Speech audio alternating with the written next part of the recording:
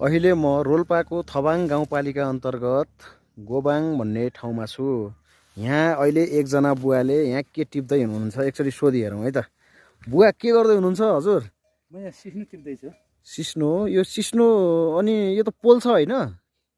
यो सिस्नु भन्ने चिज यो के गर्ने बुवा यो सिस्नोलाई? यो सिस्नुलाई खाने हो होइन। हजुर एक खालको समयमा यो सिस्नु चाहिँ नि यो हतियार पनि हो। हजुर हजुर हो। कसरी हतियार भन्नुहुन्छ भनेदेखि यो अङ्ग्रेजहरूले हजुर लडाइँमा आउँदाखेरि सिन्धुलीगढीमा चाहिँ नि सिस्ना समाउँदा सिस्नाले पोल्ने अरिङ्गालले टोक्ने भएर चाहिँ युद्ध भागेर त्यो गएको हुनाले यो दबाई पनि हो। हजुर हजुर यो औषधि पनि हो, दबाई पनि हो, यो एक खालको हतियार पनि हो एक खालको समयको। ए अनि अरू के छ यसको फाइदा? यो यस्तो मेहनत गरेर टिपिराख्नु भएको छ हजुरले, यसले त पोल्छ पनि, अनि के यो के गर्ने यो टिपेर? यसले तरकारीको दालको काम पनि गर्छ। हजुर प्रेसर सुगर पनि यसले आउट गर्छ, पेट सफा गर्छ, क्लियर पेट।